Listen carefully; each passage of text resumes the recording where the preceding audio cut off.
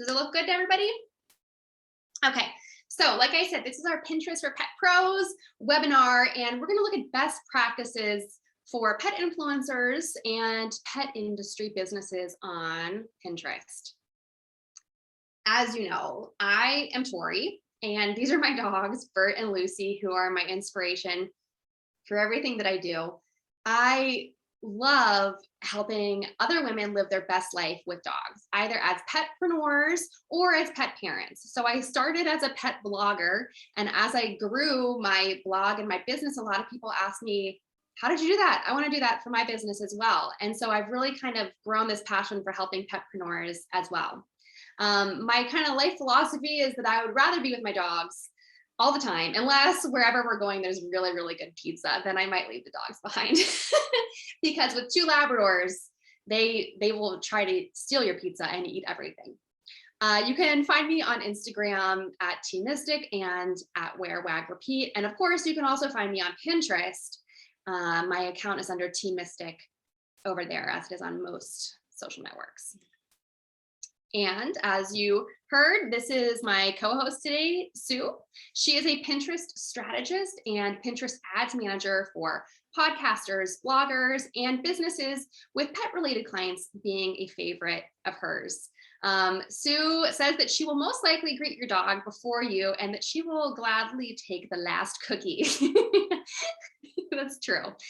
So obviously cookies and pizza, and you've got us sold on coming to wherever you are. You can connect with Sue on LinkedIn. She's also on Instagram and Pinterest at with Sue Kreitz. Okay. Whoops. Okay. So I love Pinterest, guys. If you follow me on social media, if you're on my email list, I don't know how you found out about this event, but I'm assuming you saw me talking and bragging about Pinterest somewhere. I have been a Pinterest for over 10 years. Pinterest started in January 2010, so I was a very early adopter of Pinterest. I was there at the start line. And I love going there for inspiration for all kinds of things. I use it to decorate my home. I use it to find dog training and canine enrichment advice. I use it to plan vacations and shopping lists and to look for quilt patterns and all kinds of stuff. But I really, really love Pinterest because it is my #1 traffic source for my blog. And another thing that I love about Pinterest is that they love content creators. So a lot of platforms like Instagram and Facebook, which are the 2 main ones, I would probably put TikTok in this category as well. They want you to stay in their app. They do everything possible to keep you there. I just shared an analogy in an email, maybe somebody saw it, where Facebook, they want you to come to their party, but they want you to stay at their party. They don't want you inviting all the friends that you make on Facebook to go to the after party at your house. Whereas on Pinterest, they're like, yeah, the more the merrier. Go to the after party, check out their house, check out their website, go for it, because they know that you'll come back later when you're looking for other things. So they're not worried about losing people. They actually want to make it easy for their users to find things to do, make, and buy. And that's where we come in.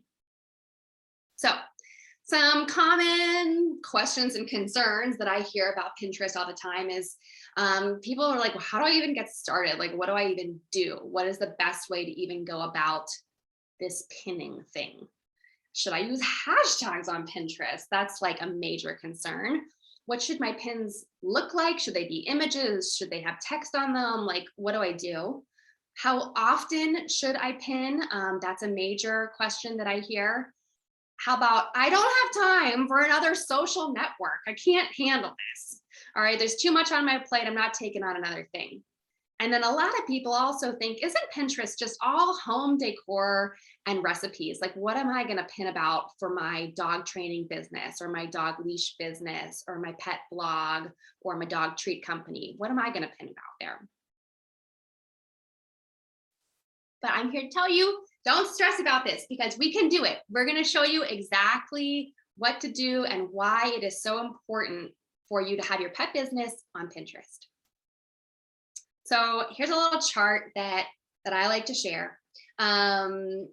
And again, disclaimer, I'm very bad at math, so I don't know about 37 times my traffic, but it was a big jump, right? So you can see early in January 2019, that's before I really started having any kind of strategy on Pinterest. And then as we got closer to 2020, I really started taking my Pinterest strategy seriously. And you can see right where that 2020 is, that's about January 2020. And that's when I really started to hit my stride and figure out what I was doing on Pinterest. And you can see that it just continued to climb. And that high point that you see at the very end of the chart, that was January of 2021. So this obviously shows you kind of my growth trajectory from nothing to the highest point, but I also want to be really transparent with you and show you where it's at today, because I've heard a lot of other bloggers and content creators say that this year they had a huge drop in traffic on Pinterest. I've seen people say that in the last few months, their traffic went so far down that they've totally given up and they're not even bothering with Pinterest anymore. And I didn't really understand their concerns because I wasn't experiencing that in my numbers. So here's exactly, these are screenshots from my Google Analytics. So this is, I just took this yesterday. So this is very, very up to date. So you can see that time that I told you I started kind of using a consistent strategy, how my traffic grew. And sure, it did take a small dip, but as I'm looking at the chart continue to grow, my numbers for October of 2021 are actually, I got 1,000 more visitors in October 2021 versus October 2020. I think I might have stated that wrong in that subtitle, but you get what I'm saying. You have to really read these kind of charts and look at the numbers and say like, oh yeah, kind of maybe there is a dip, but maybe that's just the general natural flow of traffic, because I have a lot of holiday related things that tend to go up around the holidays. So I just want to be super transparent with everyone that I'm not teaching you something that worked last year. We're teaching you something that continues to work today. Okay, so here's what you're about to learn in this webinar. I will talk to you about the top 3 ways to optimize your pins to get discovered and drive traffic. It's kind of a 2-pronged step. You got to get discovered in order to get the traffic. Hi, thank you. Hey, everyone, can you just make sure that you have yourself on mute if you're not already? Thank you.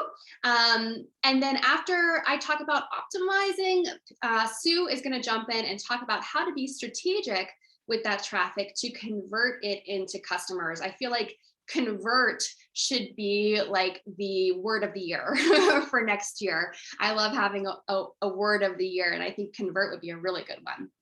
Plus, at the end, I'll talk about how you can learn more about Pinterest and get a personalized Pinterest audit and some coaching from me if you're interested. And then we'll wrap up with some Q&A at the end. Oh. Okay, so I'm going to share with you the top 3 ways to optimize your account. And I see a lot of little mistakes that prevent pet lovers from finding people. And these are things that I think are really easy to get fixed moving forward.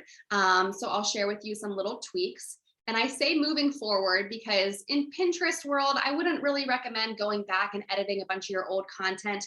Just implement the lessons that you're learning today moving forward. So that's just a little kind of pointer on the side. Remember that Pinterest is a search engine. So the advice I'm going to share with you is a little bit different than how you might approach your Instagram strategy. And lastly, remember that this may take some time. So you're going to want to stick with it. You saw my charts of when I kind of started implementing a strategy. It took a while to gradually grow it up to kind of the top peak of traffic that I was getting. So just be patient with it. And I think that it will work in time. So optimization, step number 1 is to use a business account. Why should you use a business account on Pinterest? Well, first of all, it's free. It's not going to cost you anything. It enables you to claim your website. You can also claim Etsy, Instagram, YouTube, etc., and it will help you track all of your analytics. Importantly, it builds trust with the Pinterest algorithm. So if you've linked it up, Pinterest can tell that you have a legitimate website that you're pinning stuff from, and that that you're a real business that has experience and expertise to share with people.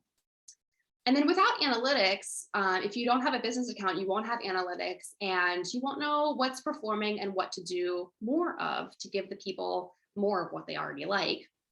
And also, since we're really focusing here on building traffic, it's been shown that pins from claimed websites get more engagement, more traffic, more clicks, more views, all of the above. So you got to get a business account in order to claim your website for all this other magic to kind of start happening. It's super easy to claim your website. Pinterest has lots of tutorials and help articles to show you how to do that. This is just a screenshot of my own account. So you can see that I have my website. I also have my Shopify URL. You can claim multiple websites. In fact, as you can see there, you can claim YouTube, Etsy, Instagram. You can set up all kinds of integrations. And especially for those of you that do have online shops, you can integrate your product catalog with Pinterest. And there's just a lot of possibilities once you start setting it up right. With a claimed account, just to reiterate, it's going to help build trust with Pinterest. It is going to tell them that your site is legit, and it will help drive traffic from Pinterest to you. So this was tip number one. We're off to a very easy start, something that you can accomplish no problem. All right.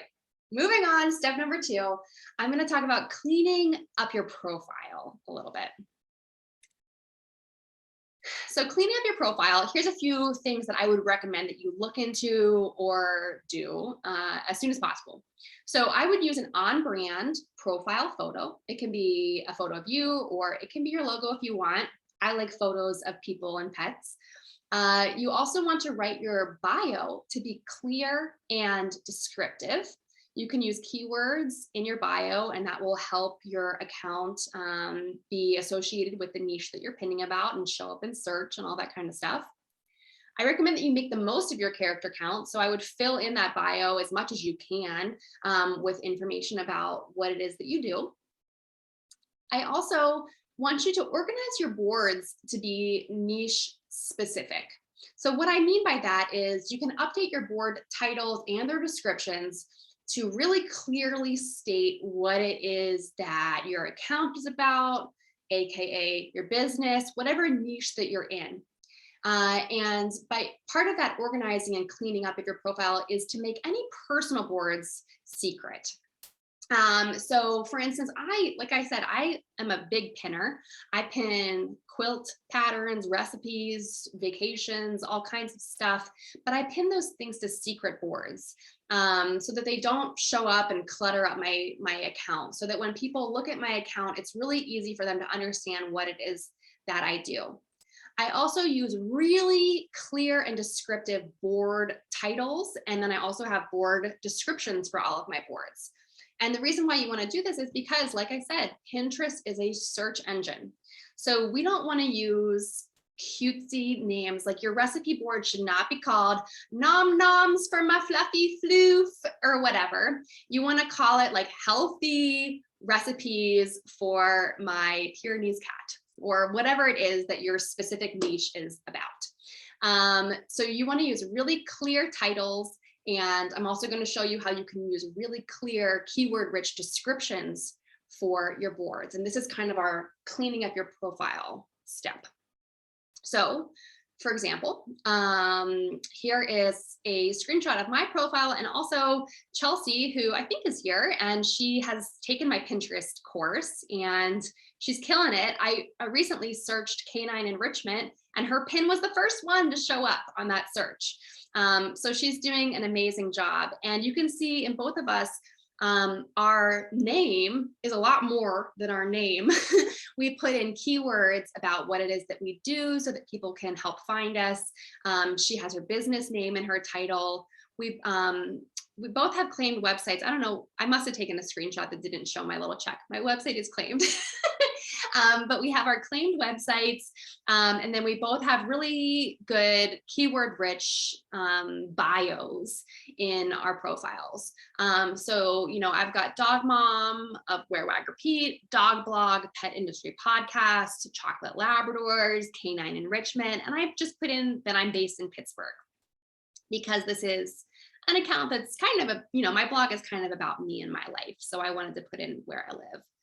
Chelsea, she has Canine Curiosity, dog training blog for dog lovers, dog training tips, tricks, management tools, best life with your dog. So she's got a really well-written bio that if someone's interested in dog training tips or dog tricks or management tools, or they want to just learn about a dog training blog, her profile might come up. Okay. Now, this lovely assortment of kind of crazy looking things is my boards on my account. So as you can see, I have a lot of boards, and this is not even all of them. I have a lot of boards, but what you'll notice is that they have really clear titles, and a lot of them you can see at a glance, but the titles are also not just written for users who are looking at this. My titles are also written for the Pinterest algorithm, so that the search engine behind Pinterest is going to show these to the correct people who are searching for these kinds of things.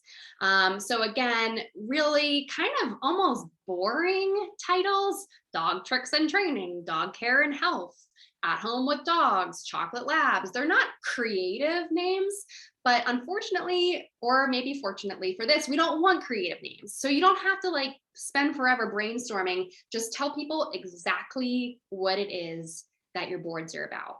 And so you can have lots of boards that are very specific within your niche that you're talking about, and pin kind of specific things to that.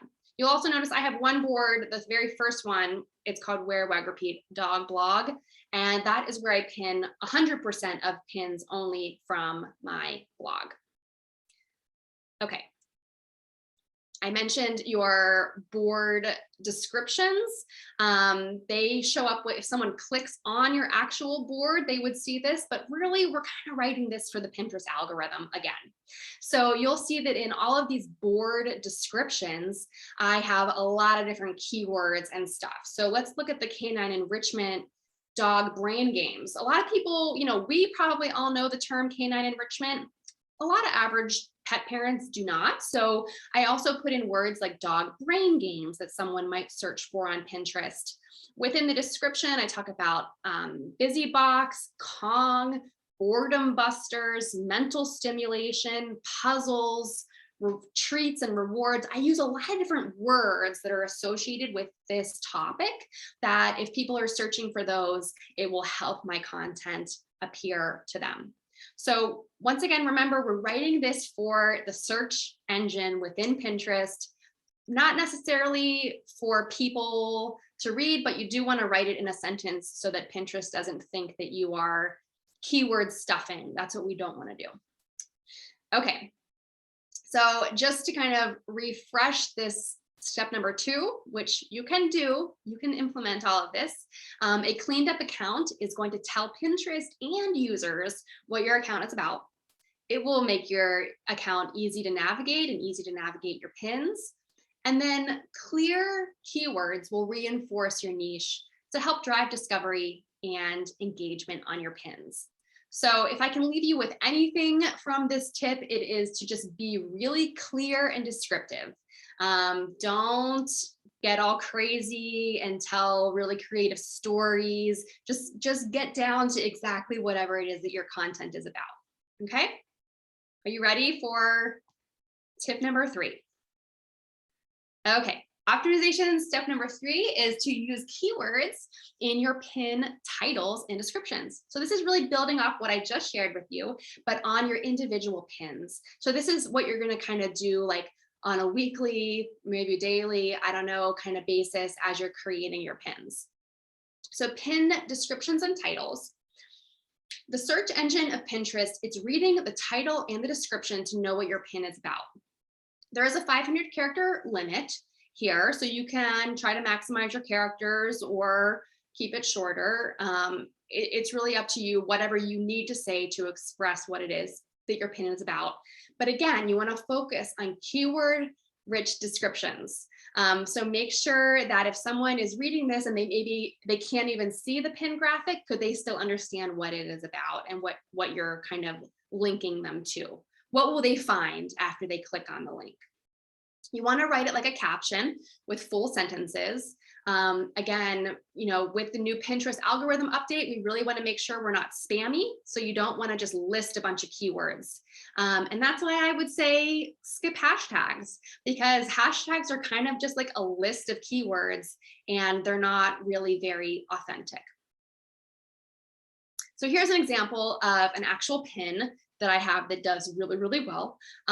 This is one of my top blog posts that I get traffic to from Pinterest. And it's about healthy Kong stuffing recipes that my Labradors love.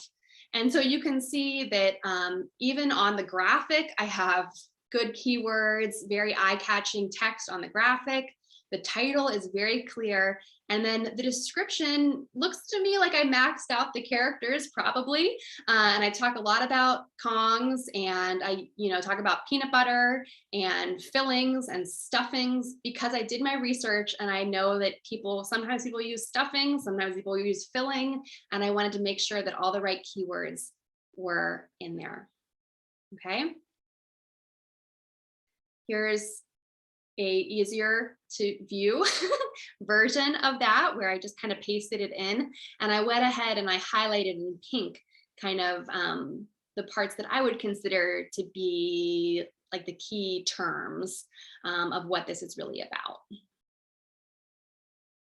Okay, so keywords are key in your bio, in your boards, in your pins. It's very important to have a clear and descriptive title with your keywords in it. It's good to have a clear and descriptive description. If you want to, you can also experiment with including a call to action in your description that encourages people to click on it. That's something you can also do in your graphic. You can make your graphic say, like, come to the blog for more tips, or for the guide, or for the recipe, or for a discount, or whatever it is. And I think Sue will have more to say about that topic. Remember that keywords are the key to getting your content discovered on Pinterest. So this is the most important thing to growing your traffic and to growing your engagement and all that kind of stuff. Okay. So does this all make sense so far, everybody? See a couple nodding heads. Sounds good. Okay. So we've all, hopefully you implement these things, your traffic starts to grow, but then what? Maybe you're getting a lot of traffic, but you're not seeing any revenue or any money or any email signups or new customers. It's like all this traffic, like, what am I going to do with it? And that is where Sue comes in with her strategy. So let me stop my share. And I'm going to put myself on mute and pass it over to Sue, where she can teach you guys about how to convert your traffic into customers. Thank you. Tori, can you give me the ability to share my screen? There should be a little thing on the share screen. I think if you hover over the share screen button, or click on the share screen button, maybe.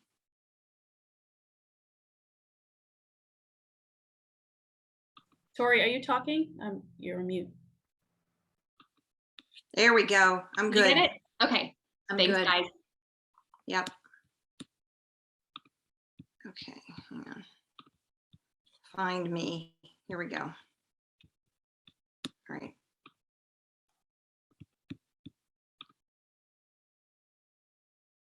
All right, here we are. Whoops, I'm not at the front. Sorry. Here we go. Oh, good grief. All right. Let me go. Hang on just a second. Sorry. I was reviewing. I had to make sure that I have my act together, You're good. it can be, the first class, the nerves, the jitters. All right, here we go. All right, we're going to turn visitors into customers for your pet business. And again, I'm Sue Kreitz, Pinterest Ads Manager and Strategist. And so one of the things I like to do is help my clients turn that traffic into customers, because window shoppers don't pay the bills.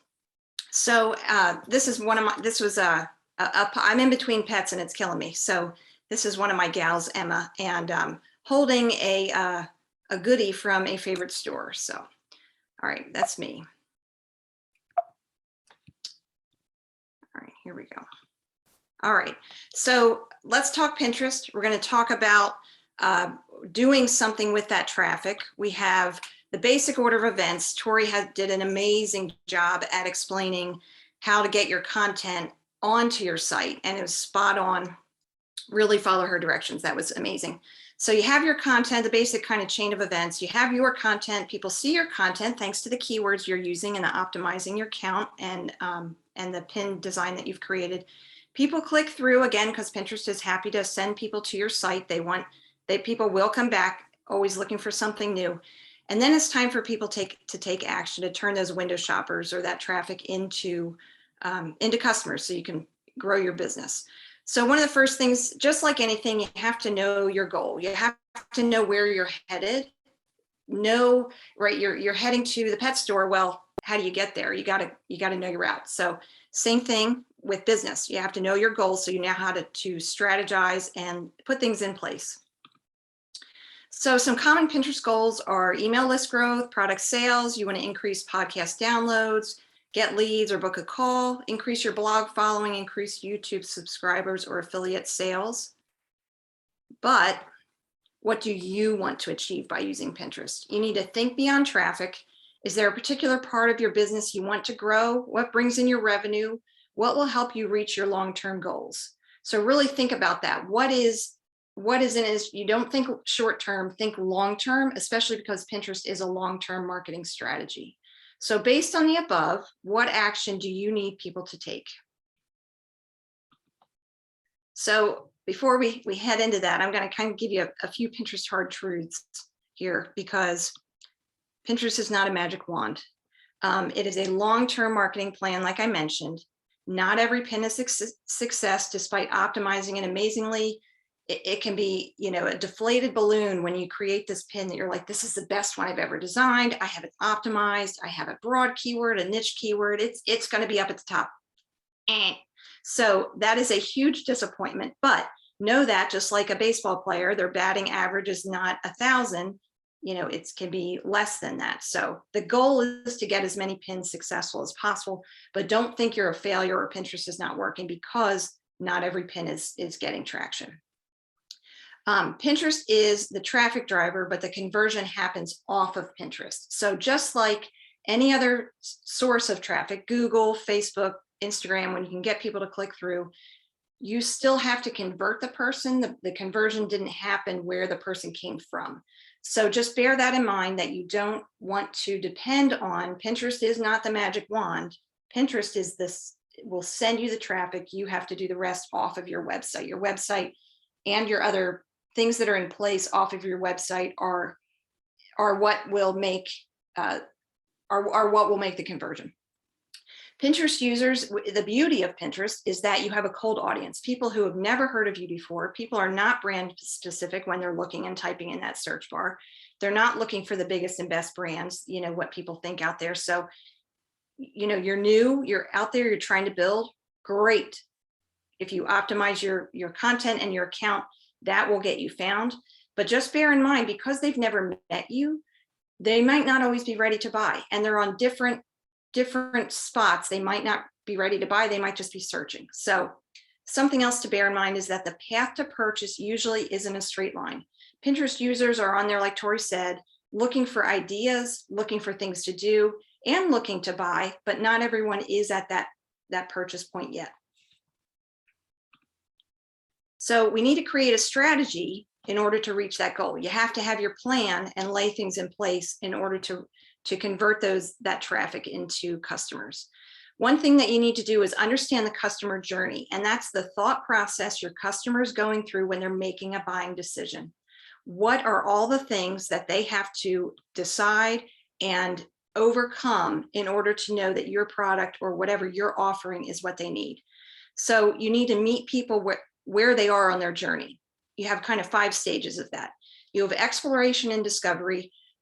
Sometimes they don't even know they have the problem, but they can discover a solution and go, oh my gosh, yes, I've been looking, that's what is driving me crazy. Or yes, I didn't even know there was something out there to solve this problem.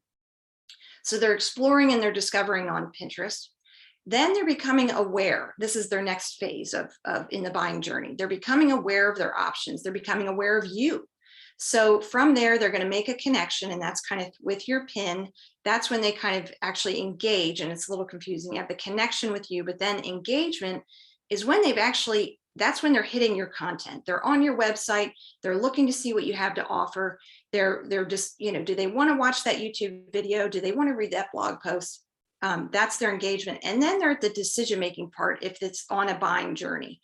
So from all of that you've now, all of those steps, they're at the point where, the rubber meets the road.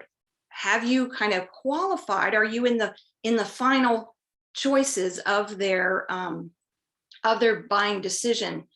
Are you the one that they want to choose? So something you want to bear in mind is, there's 5 steps. You want to be in that fight, right? There are a lot of people exploring, then that it gets narrower and narrow and narrow till more narrow until you have fewer buyers, right? You have this broad audience. By the time people buy, you now have a smaller audience. You want to get people to stay on that journey with you. Give them the next reason to connect with you. Give them the next reason to engage with you on your site, and give them a reason to reach your final goal, whether it's an email sign up, a product purchase, etc.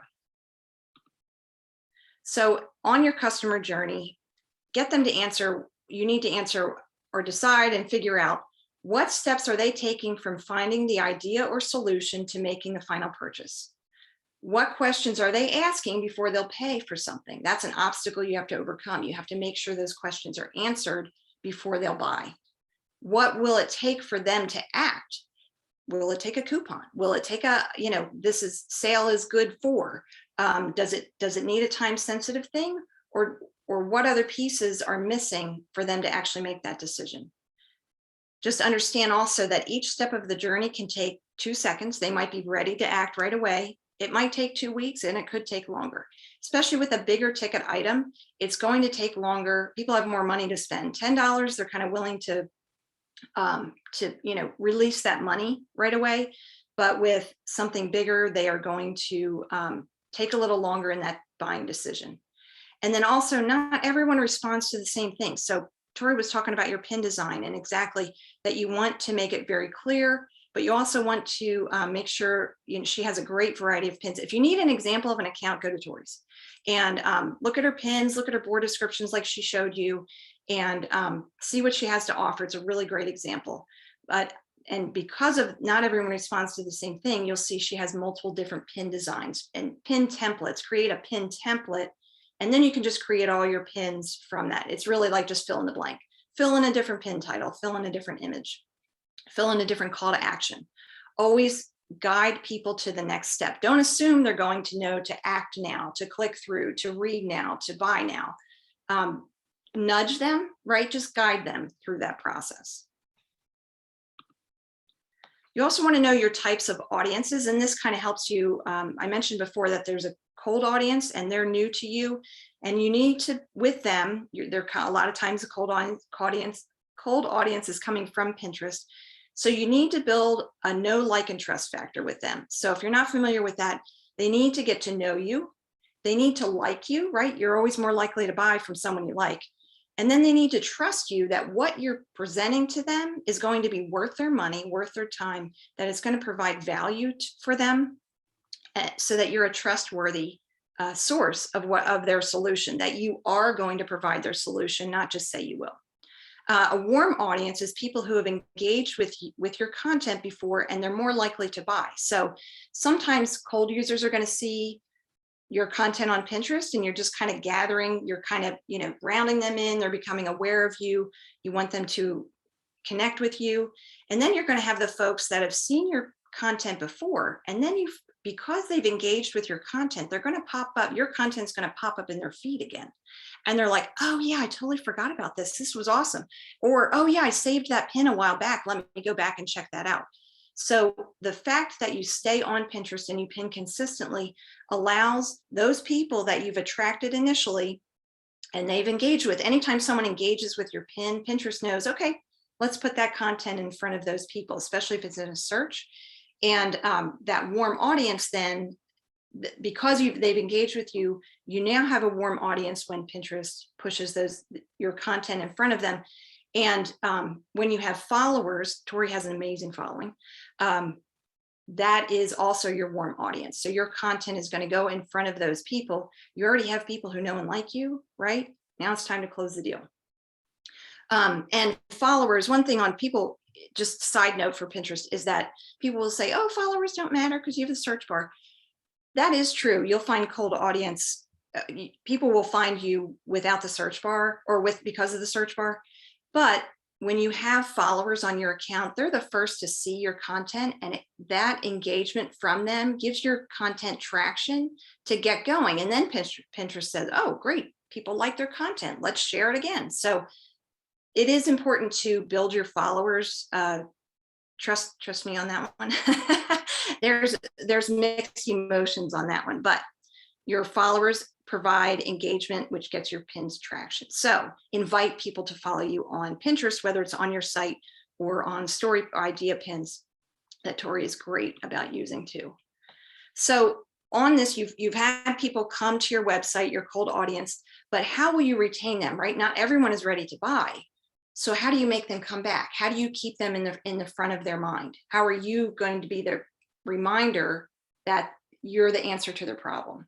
Do you have a way to retarget them? Retargeting is reaching that cold audience, just making yourself known again. You want to retarget them. They're warm.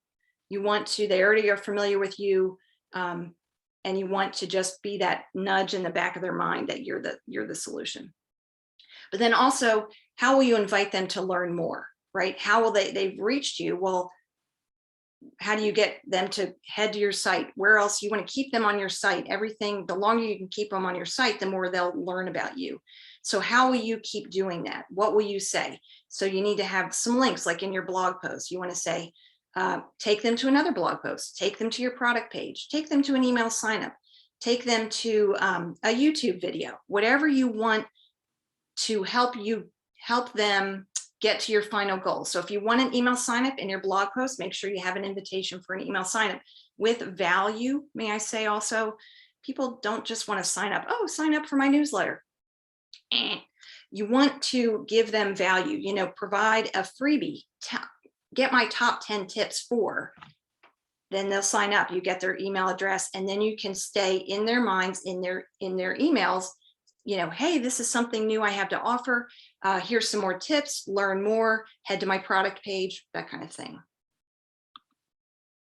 So in this whole process, you need to determine your sales funnel. And a sales funnel is a step-by-step process a customer or lead will go on from the time they see the pin on Pinterest to the final goal, which might be a purchase, email sign up, affiliate sale, etc.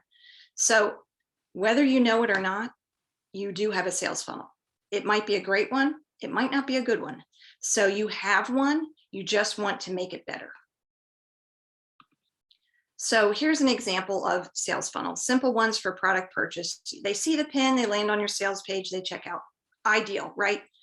Then you have another one, you have a pin on there, you might send them to a blog post or a podcast or YouTube video, and then you send them to the sales page from that. Like I mentioned before, you have a link in there, invite them to take that next step and remind them, make it very easy for them to find that. Then from the sales page, they check out, great. Okay, well, what if they add to cart and abandon the cart, right? So now if you've captured their email address, you can remind them in an email and say, hey, you forgot such and such, or this is still in your cart, or buy now and get 10% off. So that's how you don't want to just assume, oh, they landed on my sales page, they didn't check out. Oh, well, there's ways to capture them. Grab that email address. If you have another way to nudge them, if they haven't added to cart, if you have the little chat boxes, that kind of thing, use them and help them seal the deal. If they're interested enough to add to cart, they're interested enough to most likely check out. So for affiliate sales on Pinterest, you have the pin. If you have a blog and you want to make some, or just any other website and you want to make some affiliate sales, you can send them directly to the sales page and again, checkout. Now, if you are in control of any part of this process, again, you want to be able to remind them of that sales page. Again, where an email comes in handy. You're sharing information about them. You can put your affiliate link in that email. Learn more, buy this. This is the most amazing solution. This was the transformation I had with my dog, or my clients have seen, by now. So another example is you have your pin, you send them to free content like the blog post, and then you have your link on there. So those are just some examples. And there's not just one way to do it. There can be different avenues. If you want email subscribers, an idea is that you have your pin, you send them to the freebie, like I mentioned, 10 top tips for this, give them value. They're giving you value, which is their email address. You want to provide value in return, and you need to provide that value before they'll give you something. So you have to be the initiator of that value.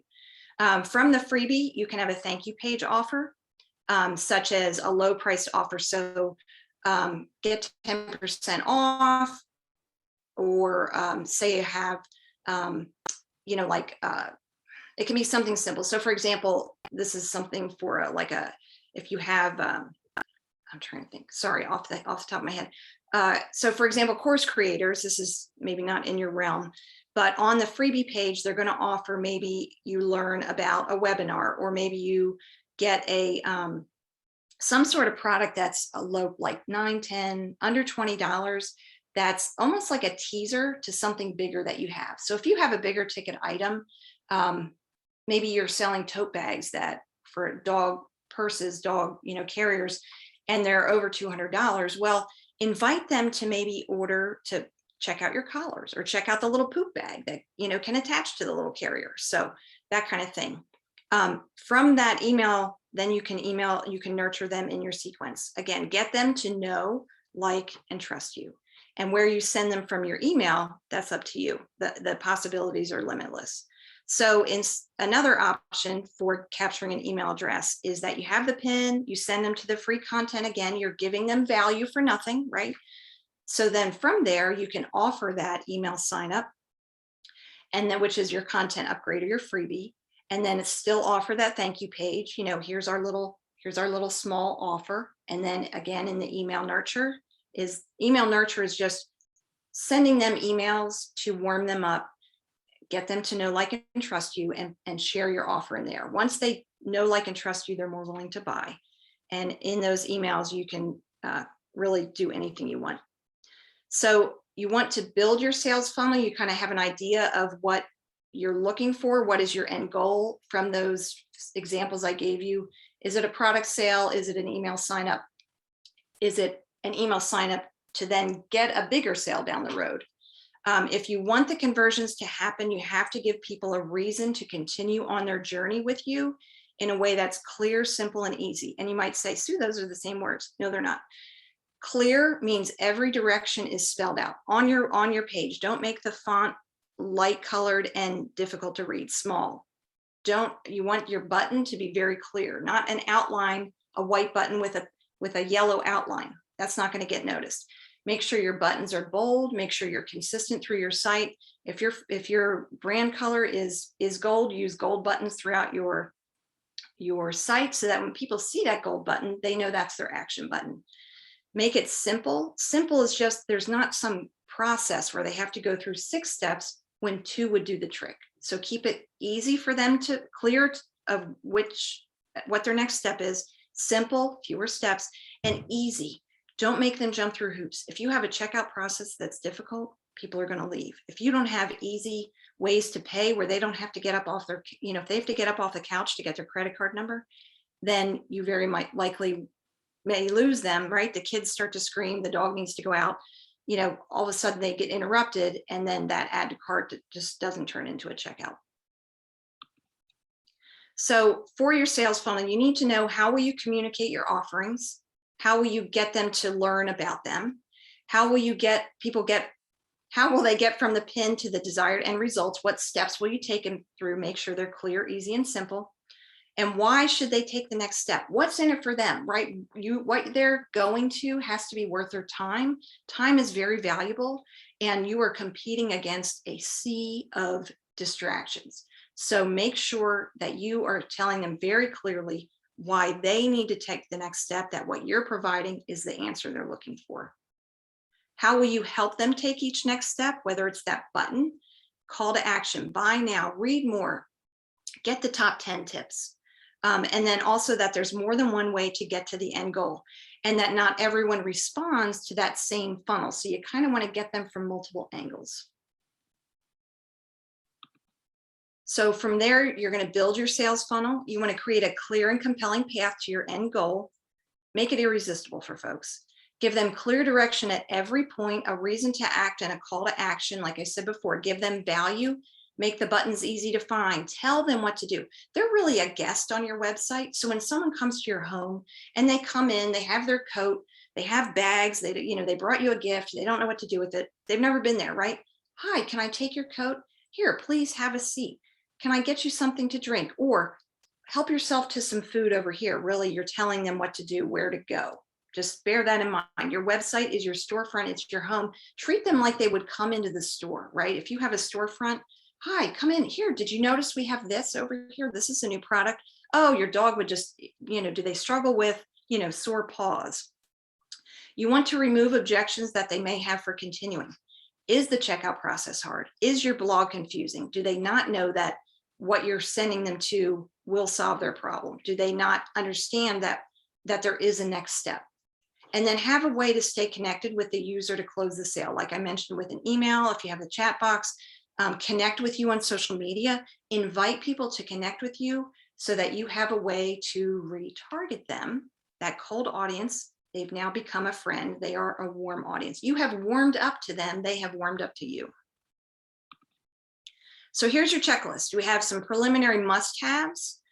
So you have created this amazing pin, keyword optimized, awesome. But make sure that pin matches the landing page. People are expecting that your pin, where you send them, is going to match where they're landing. So if you're talking about dog training and you land on dog food, you just lost the person and you just lost their trust, in all honesty. So they're going to say, this person never sends me to the right place. Is it a broken link? That kind of thing. People don't want first impressions, right? Make it easy. Make it a clear, simple, simple, simple.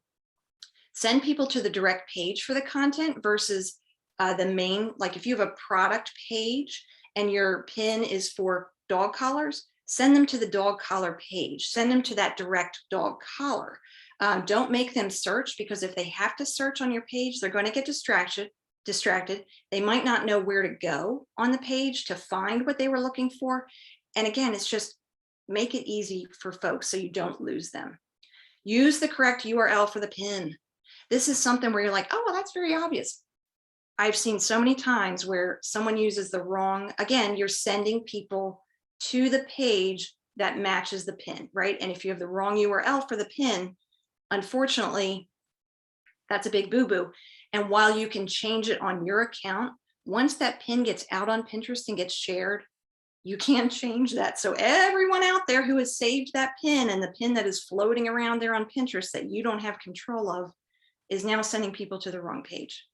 And then also make sure your landing pages work and that they load quickly. Again, pea-sized attention spans for people and a million distractions.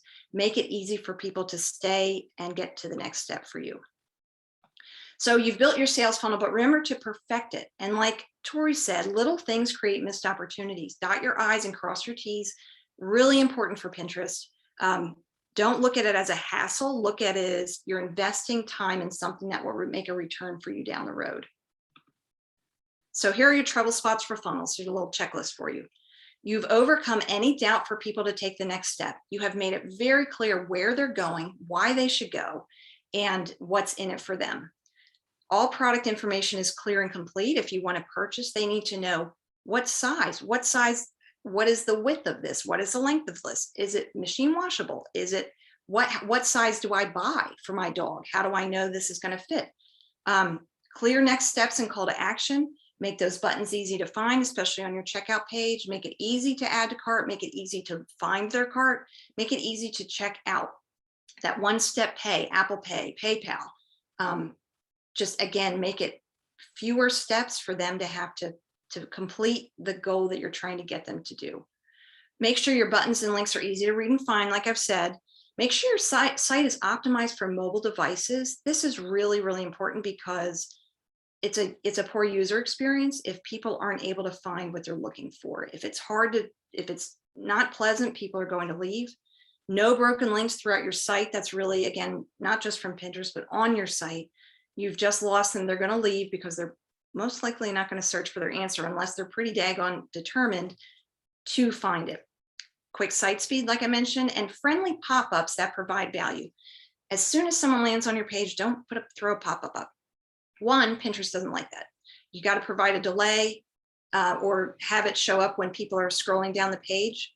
And then also, when you have a pop-up show up immediately, you're not telling people where they're landing. You're not giving them a reason to sign up. They don't know what they're signing up for necessarily. You've just shoved it in their face.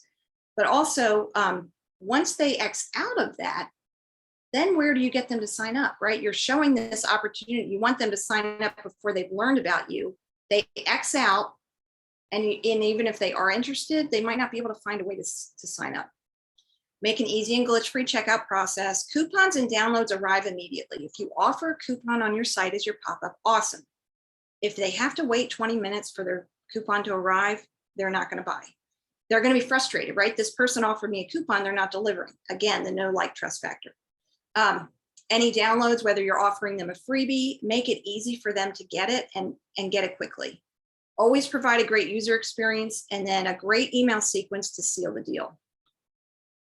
So let's execute your strategy. You want to make your site work for you, not against you.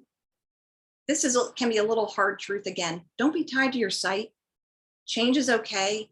If you, your site is for the user to grow your business. So if there's something on your site, despite you loving it, that doesn't work for you and is actually working against you, you have to change it. Save it on a page that you can look at it later where no one else can see it if you're just tied to it that much. Make easy navigation. Make your menu so easy to find. Make it very clear. Shop, blog, podcast, learn more.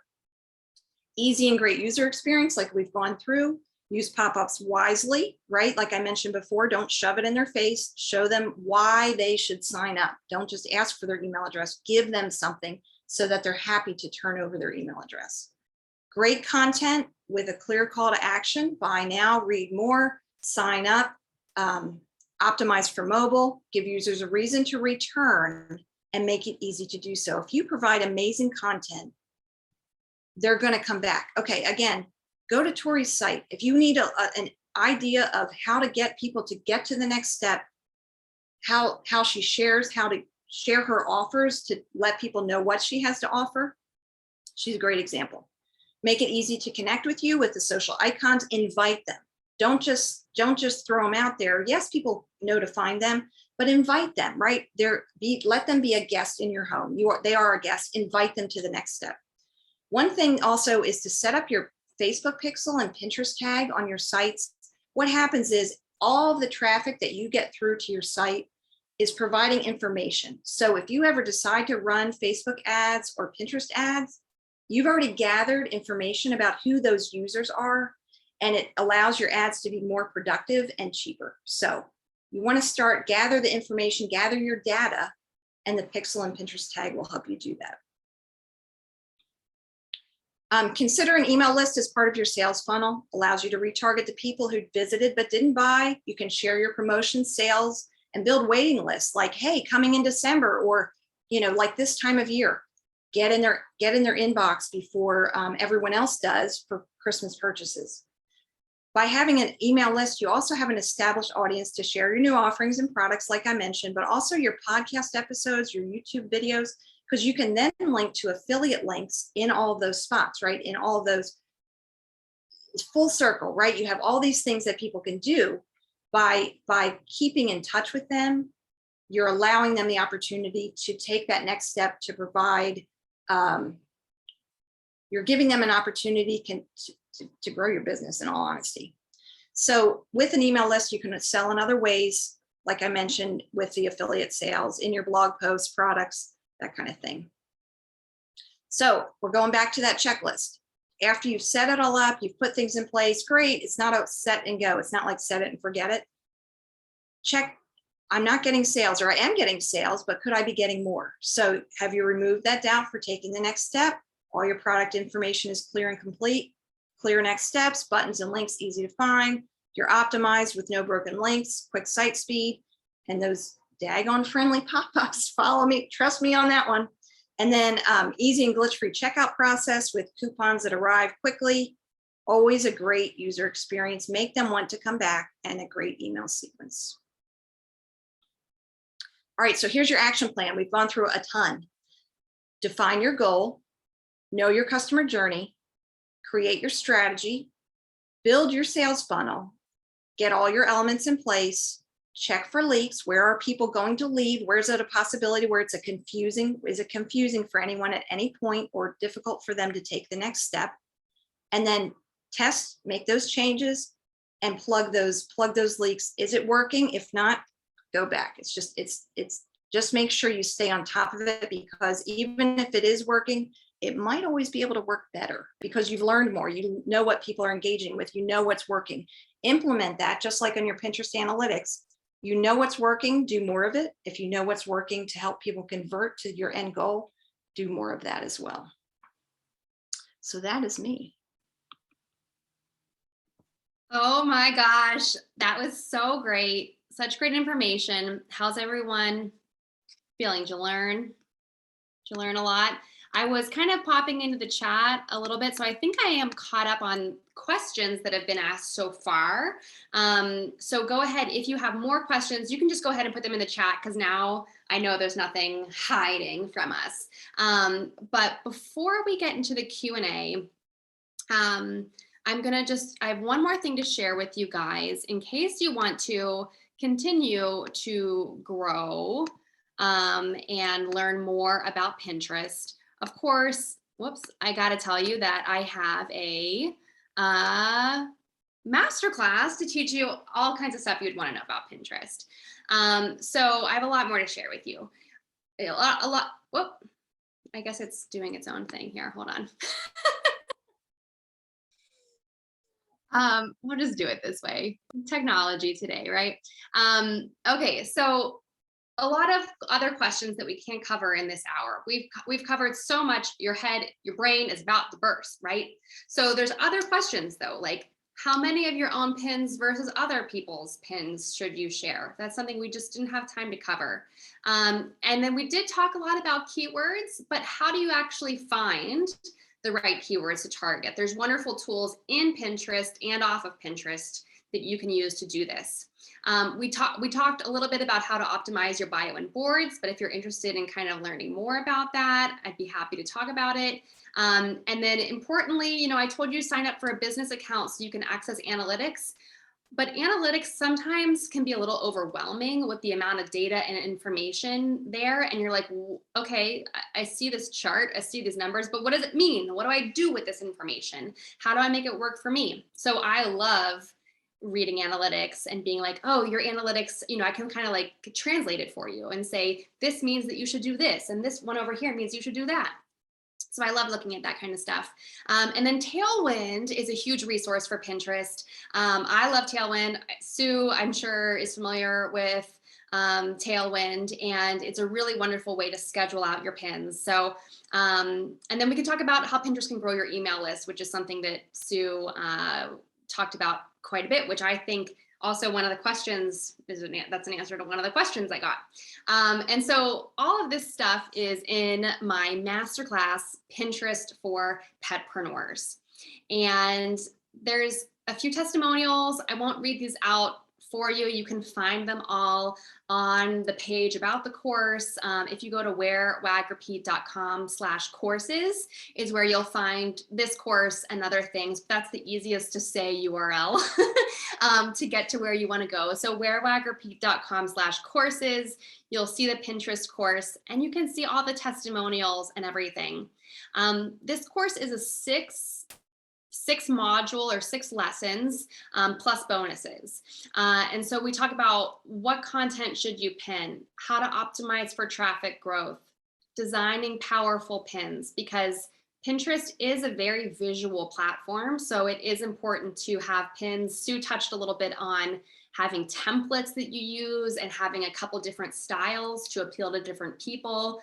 That's something that I cover in the course. I use Canva primarily for my pins, so that's something that everyone can access for free.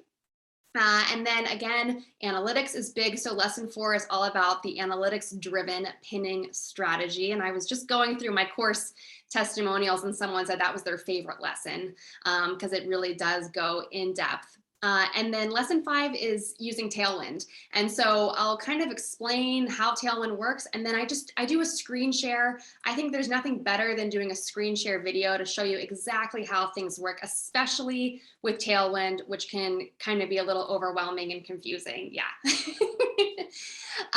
And then I do think that growing your email list is a very important thing to do for your business, no matter what kind of business you have. If you're in person, dog trainer, or you're an online store or a blogger or anything in between, I think your email list is probably your most important asset that you have with marketing. So this is all covered in the course. And I also have lots of bonuses for you guys, including a special one only happening this week through Friday. So some of the bonuses include, there's a tech training, another screen share video that shows you how to hide Pinterest graphics in your blog posts. You'll learn in the course that I recommend creating 5 to 8 pins for all of your blog posts for starters. And so I have some HTML that I promise you anyone can do to hide that, and some other tips for that. I also have some presentations from the Pet Summit. I know a lot of you may have attended that. That was a really great online summit conference. And so I have my session about Pinterest for that. There's also 2 pre-recorded Pinterest profile audits where I took real students and I looked at their profiles and made real, like, specific recommendations on how they could improve upon their strategy and their account. So you can watch that. And that includes some stuff about idea pins, which are kind of the newest, greatest thing to hit Pinterest. And then the special bonus that I have just for this week, I was like last night I was texting my sister and like my business besties, like, what should I do for this offer? Because I'm going to do a Black Friday offer at the end of next week. And so I wanted to make sure that you guys, if anyone takes advantage of this, that nobody was missing out on anything. So this week only through Friday, I am offering highly discounted one-on-one coaching to anyone who signs up to the Pinterest course. So you can sign up for the Pinterest course and call it a day and just do the course and not do coaching. Or I have this extra kind of add-on that you can put on at checkout for super discounted one-on-one coaching. And it's just as good, if not better, of a deal for what I'll be doing for Black Friday. So no FOMO here for anyone. All right, the course, for the actual details, it is just $97, and that gives you lifetime access to everything, including the recorded profile audits. In the future, if we do more live group profile audits, you'll have access to submit your profile for that, and of course, rewatch it later. And then, of course, there's this limited time special for this one-on-one coaching. And in that session, I've done probably like 15 coaching sessions since I started offering it earlier this summer. And it's just really great. We can talk about your Pinterest strategy, or if you want to use that time to talk about anything else to grow your pet business online, we can talk about on-demand, setting up your on-demand store. We can talk about Instagram. We can talk about emails, copywriting, blogging, whatever it is that would help you. And so find all of that at wearwagrepeat.com/courses. And that's where you can learn about the masterclass. And like I said, the strategy that I teach you in this is timely. I guess that's the best way to say it. I've been talking to a lot of bloggers who, like I said, their traffic dipped a lot this year, and mine didn't really dip because I've been using this strategy for the last 2 years that is compliant with kind of all of the algorithm updates. So there's no fear. And I went through the whole course to double check and make sure that everything I recommended to you in there is compliant with the new algorithm updates. And it is. So yeah, without further ado, let's hop into some Q&A. I will stop the share on this. Okay. And thank you, Sue. We were chatting a little bit before most of you got here, and Sue was saying how a lot of people will say, oh, just like look it up on YouTube and I'll figure it out. But the problem with that is that that YouTube video might have been made 5 years ago or 10 years ago or something, and it's outdated advice. And you're also kind of putting things together piecemeal. Whereas if you sign up for a course, everything is in there and it's broken down in like a logical order of how you should do it. And Kara is an alumni of the course. So thank you, Kara. Okay, let's dive into questions.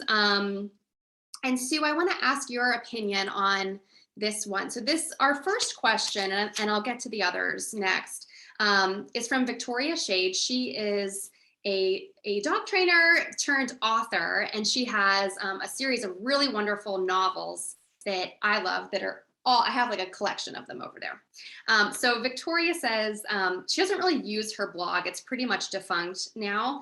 So can she use Pinterest to drive traffic to her other social media like Facebook or Instagram? What should her strategy look like? And I have ideas, but I want to hear what you would say first. Yeah, well, one of the things, first, I'm serious. Like, what Tori is not just, singing her own praises or like, by me. A course that's laid out, organized in the order that makes sense by someone who's used it, that knows the trouble spots, and is like, you know what, here's tricks of the trade. It's so helpful, and piecemealing, tutorials from YouTube, blog posts, and you just don't know if the source is a good one. And you just don't want to find out by trial and error. And for Tori's price, trust me, it's a steal. Like, to get that quality at that price, don't be a fool. So anyway, back to the. I have to pipe in because I saw someone told me about a Pinterest course that was like a British like course creator person, and I went through it, did their challenge, and their course was like $1,500 for pretty much the same thing that I teach. So just saying. Yes, and I took a very, very in-depth that's geared towards Pinterest managers where we do like there's a reason that I can do it, those people can do it for you, but to be able to do it yourself, save yourself money, learn how it works so that you know better how to create content for it. In all honesty, I think it's really wise to actually dabble in it yourself before you even, if you ever outsource. But yeah, seriously, that's a steal to get a quality course, because you can get $97 for a lot of nothing. So a lot of nothing. Even you can pay $397 for a lot of nothing. So anyway, for your strategy with social media, one of the things that Tori hit a great spot on is that your acclaimed website is always going to get more traffic.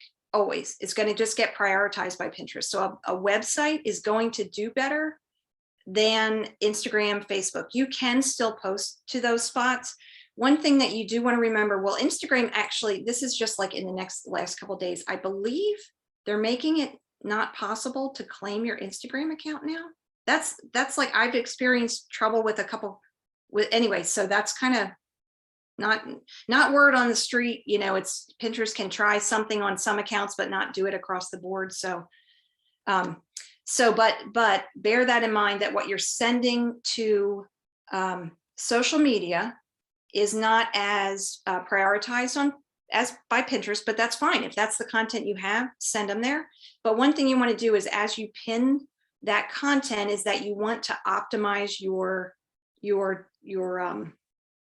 description and your title. Don't just pull it from Facebook or Instagram because it's not keyword optimized first thing. So Pinterest isn't going to know what it's about. And then also Pinterest is a functional platform versus relational. And so your text on your account in your content is there to serve a purpose and to inform people versus more than engage. Idea pins, they're creating that to create more engagement, and they are creating options to engage, but especially because think of it that you are writing your text for Pinterest, just like Tori has said. So you can, if you're doing a book, honestly, idea pins would be a great option for author.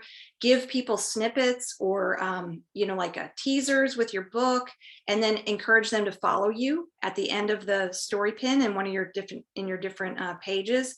And from that story pin, actually, you can then create from that pin, you've just created a carousel pin for yourself.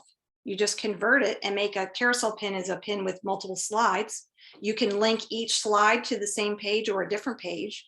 From there, also that story pin, now you've created potential for different pins, right? Static pins. So now you can pin those. So you've created the story pin, but now you have different pins. You can make a video pin from it.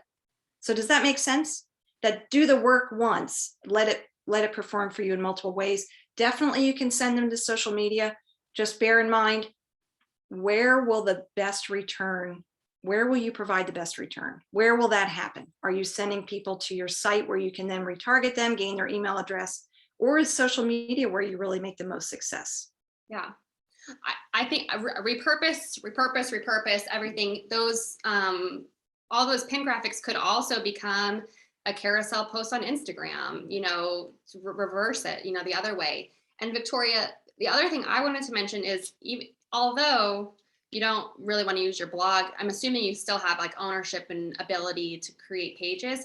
I would create a landing page that says, here's where you buy all my books. Here's how to follow me, join my email list. I don't know if you have an email list set up, but I would definitely set up an email list, especially for you. And I think creating even just a landing page that you could send pins to would be really great. And again, you could claim your website to kind of give you a little bit more clout on Pinterest. Yeah. Okay. All right. Another question, which you just kind of covered a little bit, but we'll ask it as well. So Krista from the Wag Out Loud podcast, she shares a lot of dog health content. She asked about, is it better to create still images or videos or a combo of both? So for me, I would say a combo of both. And I think that in my experience doing idea pins, which we didn't really talk about today because that's a whole other can of worms, but on idea pins, my best performing ones have a video as the first slide because it really captures people's attention. In terms of converting people to click through, I think that videos kind of encourage people to stay on the app, not to click out. But it can be good for building your following and building your engagement and other kind of things.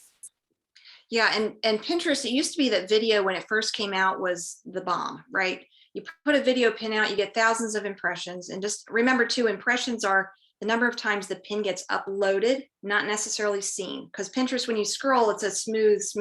So they're already uploading the pins ready for you. That counts as an impression. So might not be actual eyes on your account, but that's a good judge of where your pin is, if your pin is getting exposure. Yeah. But video pins, when they first came out, that was it. Couldn't create enough of them.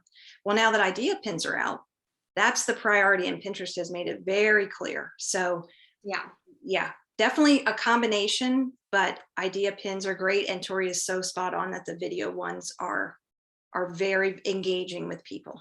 And and again, if you created a story for Instagram, swing it over to Pinterest. Yes. One of my top performing pins is just an Instagram story slide that I saved and uploaded to Pinterest, one of my top ones.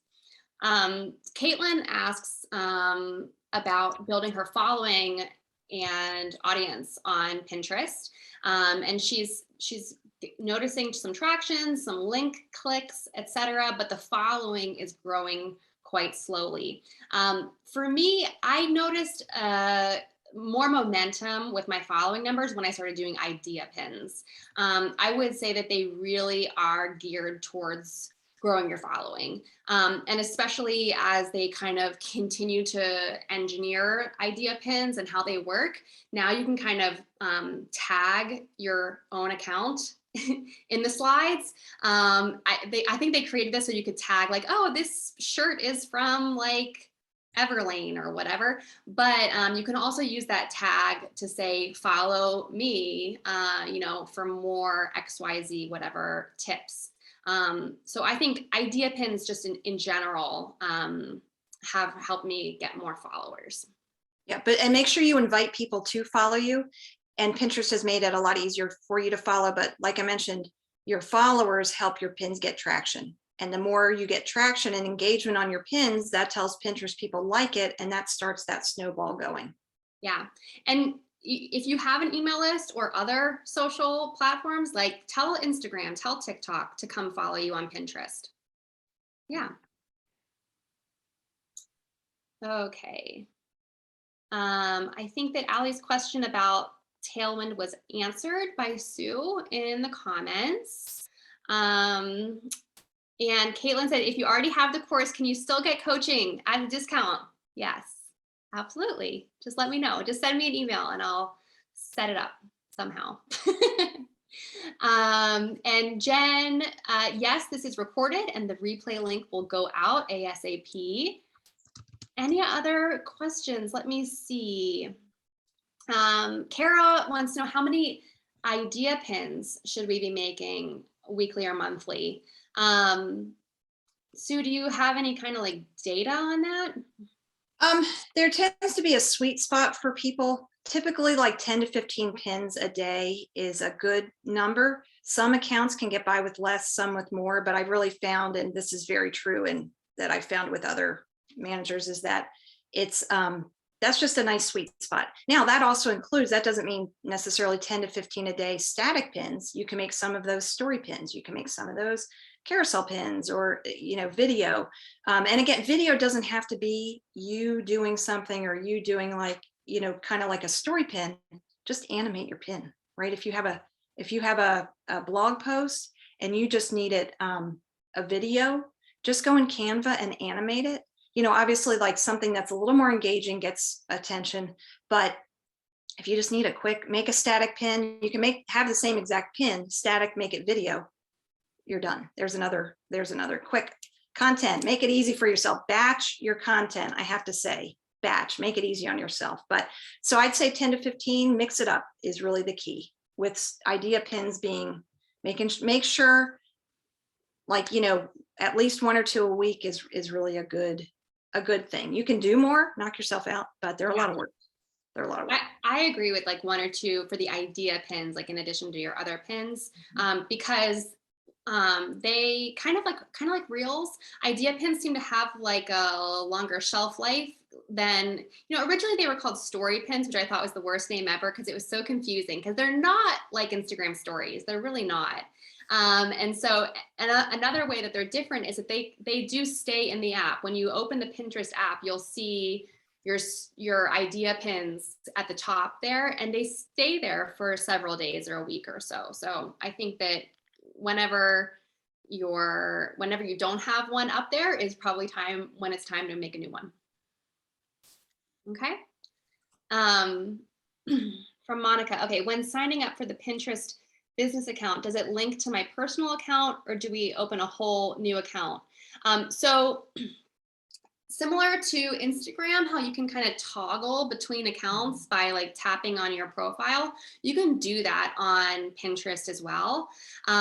When I talked about cleaning up your account and making your personal boards secret, that's because I only have one Pinterest account. I choose not to have 2 separate ones. Where I pin my recipes and my vacations is the same account as that I use for business. So you can have 2 different ones if you want to, or you can just use one account and just hide your kind of personal content. Okay, guys. All right. Well, I think, of course, we went over because we have so much to say. But Pinterest is complex too. And I think that as I was creating my online course, the masterclass, I realized, Pinterest is a lot more than just Pinterest, because you got to have somewhere to send people.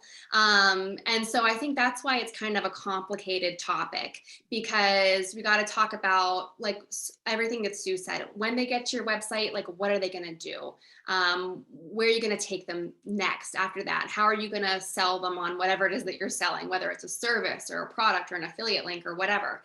It's kind of complex. And so that's why it takes us a long time to explain it all. But I really want to thank everyone so much. I really enjoyed looking at the chat, and a huge thank you to Candace, who might have been the first person to sign up during this webinar. So yay, Candace. Candace runs Pet Boss Nation, which is super awesome. If anyone wants to check that out, she has a lot of brick and mortar businesses, if anyone is a good fit for that. And yes, I know. Now is the time to plan for 2022 for sure. So get your ducks in a row now, and then 2020 you can be quacking around. And Pinterest users are on there a couple months in advance. Like they're already they were looking for Christmas in July. Let's be real. So they're already shopping for Christmas now. And because Pinterest takes a while to gain your traction, don't be like, oh, I'll get that in a couple months. Well, you just lost a couple months of traffic. So if you have content that's spring oriented, like if you have pet allergy issues, get it on soon. Because if they're looking, if it's popular in April, you need to have it out before then. Yeah. So that's just a little. Definitely. Yeah. One final thing, Allie said, is the course at your own pace? Yes, it is. So whenever you sign up, you get instant access, and then you have lifetime access. So you can do it whenever you want. And if anything ever gets updated, of course, you'll get access to all the updates. And Candace, yes, Candace, I am one of the mentors in Pet Boss Nation. So Candace is the one who kind of introduced me to the concept that people might want one-on-one coaching from me. I was like, really? So yeah, thank you. Thanks everybody. And all right, we could keep chatting away, but we're gonna go. Thank you all so much. If you missed anything or came late or whatever, I'll send out the replay as soon as it's done processing in an hour or so. And you know where to find me. So thanks again to Sue. Sue also does Pinterest strategy. If you want someone to help you at a deeper level with your account or do an ads strategy, she would be the one to talk to. Thank you, Tori, for having me. It's really a treat to pet business. Get on there. Pinterest is a gold mine for you guys. Yeah. Who doesn't love dogs? Well, and cats. If they do, you don't like them. Or if they don't like them, sorry, don't want to be your friend anyway. Yeah, exactly. That's why we do everything for pet people. Okay. All right, guys. Have a really great day, and we'll talk to you soon. Thanks so much.